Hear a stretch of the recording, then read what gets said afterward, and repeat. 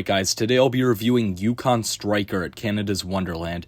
This is of course the 2019 B&M dive coaster, broke the record for tallest, fastest, longest dive coaster, all those good records, and I will say it is my favorite dive coaster, but not by much, and I'll explain why in this review.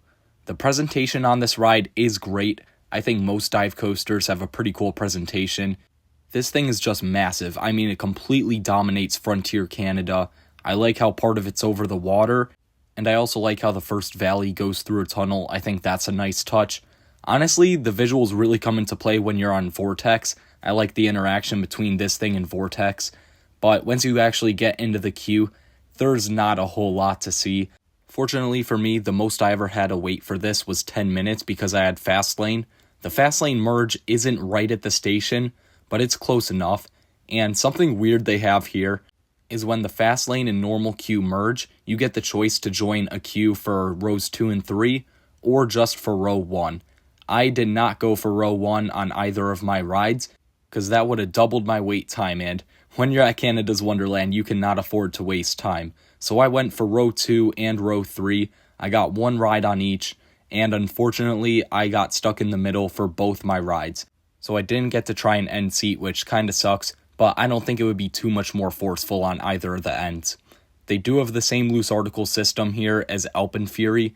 They have what I like to call the bin coaster, where you put your small loose articles in a bin, and it travels around a track and you pick it up at the end of the ride. I only carry a phone on me, and this ride's not that strict with putting your phone in cargo shorts, so I just did that. Before we get into the layout, I want to talk about the trains on this. They're the normal B&M vest restraints. I think they're a bit looser than some of the other ones, but there's definitely others that are looser, so it's sort of a mid-tier vest restraint. I still wish it had the normal over-the-shoulder restraints like Griffin and Shikra. That's the big advantage those two rides have over this, but these restraints are manageable. So once you get the all clear, you'll turn out of the station and head up that lift hill. You'll then hit a 90-degree panoramic turn, which gives you some incredible views. This park has great views of Toronto and the surrounding area. And then you're going to hit the holding brake, which, if you know me, is a big part of why I don't necessarily like dive coasters as much as some people. I wish this thing just ripped over the drop. I bet you could get some incredible airtime that way. But unfortunately, it feels more like a drop tower than a real violent moment of ejector like it could be. And I know some people like that, but I just wish they let it rip. But anyways, once you get released from that holding brake, you'll get a nice graceful moment of floater airtime if you're in row 3. It's a bit weaker airtime if you're in row 2, and I imagine even a bit weaker in row 1. But in row 3, you definitely get some sustained floater here. You get a little bit of butterflies, but not too much. It feels sort of similar to Siren's Curses drop, but weirdly enough, I thought that one was more powerful. I don't know why. I think the way the tilt track releases the train is definitely more violent on that than the way the train gets released on this thing. But anyways, you're going to head through the first valley, which is through a tunnel, and it is definitely a tight tunnel. It looks like you might not go through, which is kind of cool. And then you're going to hit an Immelman just like all the other dive coasters. This element delivers some very mild positive Gs, definitely enough to notice it's there, but definitely not enough to make anyone gray out. And then after this, you're going to head through a 0G roll, which is profiled kind of weirdly. I bet it could be really good if you sit on an outside seat, especially the right side, but in the middle, it didn't deliver any laterals for me.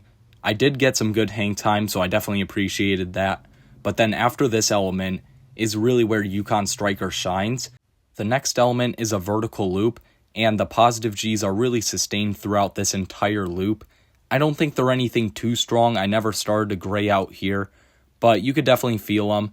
And then after that, you hit a little downward slope before rising up into the Immelman, which also delivers some decent positive Gs. I think these moments of positives were built for the masses, not necessarily for the hardcore thrill seekers, but you could definitely still feel them. Then after this, you're going to pop up into the mid-course. No airtime to be found there. I mean, maybe there's something in the front row, but I doubt it. And unfortunately, you're going to come to a screeching halt here. Once again, I get why this was done. It is a dive coaster after all, but I really wish they would just turn off the trims here. Maybe for like an enthusiast event or something, that would be cool. Turn off the holding brake, turn off the trims on the mid-course, but I don't think that's very realistic. So for now, the drop off the mid-course delivers weak floater. The airtime hill following it also delivers weak floater. I've heard some people say it doesn't deliver any airtime at all. I definitely felt a little lift, but it definitely wasn't anything strong.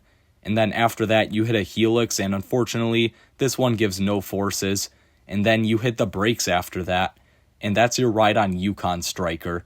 I will also mention, as you're coming into the station, going through these sets of brakes, you kind of get thrown forward a bit, so that's kind of fun.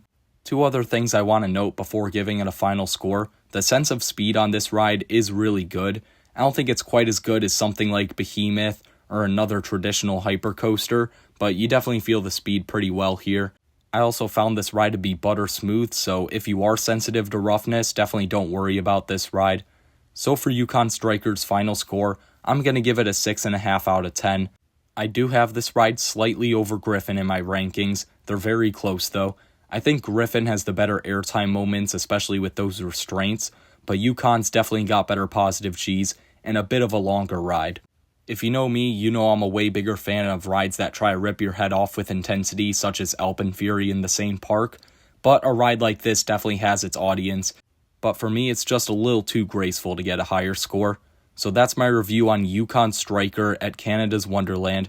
Let me know what you guys thought of this video down in the comments below. Make sure to like and subscribe, and I'll see you guys next time.